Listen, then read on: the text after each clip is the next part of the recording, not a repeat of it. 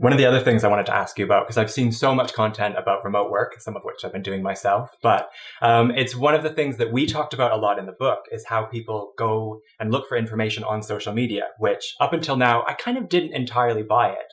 But now I've just seen so much activity of people going onto LinkedIn or Twitter or wherever to find their information versus anywhere else. They're asking people, they're asking their colleagues, and using it as a primary source of information. Because a lot of people are in kind of a new situation of having to work remotely, having to work from home, or having to do it 100% of the time. So I wanted to ask you a bit about how you manage it, how your team manages it, and is it any different now than it was a year ago working remotely? I suppose, I mean, everybody, if I would say to some clients, let's Zoom, they would say, oh no, let's meet, Mm. and that would mean getting on a train, getting on a tube, sometimes driving for hours, Yeah. to go and see them. So of course, even those people that were, reticent have been dragged kicking and screaming Yeah. to online meetings.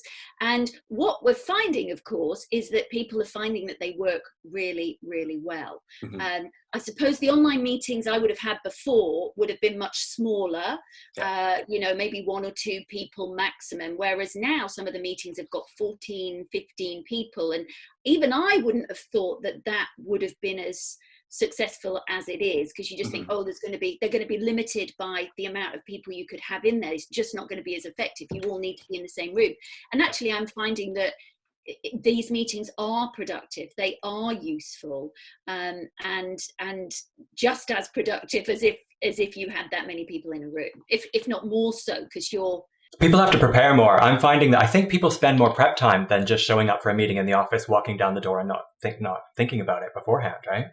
Absolutely. And there's kind of no chit chat. Mm. We're straight into the meeting. I mean, there's some pleasantries and everybody introduces themselves, but you're into the meeting. It's productive. You've got your key objectives that you need to get through, and it's just making things more productive, I think. Yeah, I mean, when you can manage it too, because I'm finding one of the challenges that I'm seeing is switching from Zoom meetings like hour to hour. If you've got a lineup of three and then you're talking to someone about one thing and then like an hour later it's completely separate. So I'm finding I have to make the kind of mental space to make sure I'm prepared, I'm thinking about it, and that I'm actually, ready to be talking with whoever it is about this specific topic at this time. Yeah, are you seeing a similar? Yeah, and I suppose there's been some tech glitches, Yeah. so people are like, oh, this has dropped. And, there's been, you've probably seen a lot of the parodies that are going around on social media Yeah. around, some of the challenges that people are having with online meetings. And Zoom bombing. Have you been Zoom bombed yet? I haven't either, but I've heard about it. Yeah. I've Yeah. had the lawnmower go off and things like that, Oh, from okay. neighbours, and it's Yeah. kind of like, well, that's going on. But I have signs. I'm well prepared because we run like this and we manage. We've been running a virtual agency for almost 3 years, so I have signs Yeah. everywhere throughout the house. So it's kind of like, don't do this, don't come in here. I'm podcasting, I'm Zooming. So we're well rehearsed in the house for the Zoom bombing. But yeah, and I suppose, have we seen any other changes? I think it's just the volume. I think just the volume, Ian, has Yeah. increased. Well, and I've noticed, I think people are a bit more understanding too, because if it was 6 months or a year ago and you have an interruption or the lawnmower goes, people would be a bit irritated in a normal office. But now everyone seems to kind of understand it. There's a bit more compassion. People are a bit more willing to accept a few very minor mistakes. Yes, yeah, absolutely. And do you know, it's quite interesting that maybe it's because you're seeing into people's real lives, Could be, okay, yeah. into people's real houses and homes, and that you just don't get to see that. But the Mhm. whole corporate people just seem to be more authentic.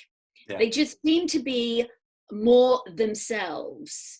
There just seems to be a more human connection that I'm finding. Mhm. It seems to have dropped a lot of the masks of people, Yeah. because maybe they don't feel comfortable, maybe they feel super comfortable, maybe it's because they're in their homes. I don't know, but there just feels, everybody seems a little more at ease. the uptightness. For me, that's one of the, from a human psychological perspective, I don't know what your take is from that perspective, but that definitely feels, even though I'm doing these things digitally, I'm feeling like it's more human. Yeah. Well, and I think you're absolutely right about that. And everyone has that kind of awareness that, there is other stuff going on. Everyone's really stressed about other stuff, which we all kind of know is always the case about other people, but I don't think it always really sinks in. But right now we know that everyone's going through whatever their own thing is. It's difficult, challenging, confusing, anxious, whatever for everyone. So people are being a bit more vulnerable sometimes and putting that out there and being more receptive to other people doing it. Yeah. Yeah. I mean, and coming back to your point about, that what we talk about in the book around remote working and social media and the technologies and people utilizing the technologies, that's definitely happening more and more. I mean, we work with a few clients that work with students, the universities and colleges, and the social technologies now are some of the main ways that they are staying in touch with their student base. The main effective ways of communicating, because of course people aren't looking at their emails as much, and this, we know they're on their phones, and so they're finding that these are key channels for communication. So as well as the online working and the remote working, even for students who you would ordinarily be thinking, well, we don't want you on social media, we need you to be studying or doing the work or this. When it comes to comms, it's even my children's school, they're using their Twitter feeds, they're using WhatsApp groups, not formally through the teachers, but the school children themselves are kind of forming these kind of little study WhatsApp groups and helping one another.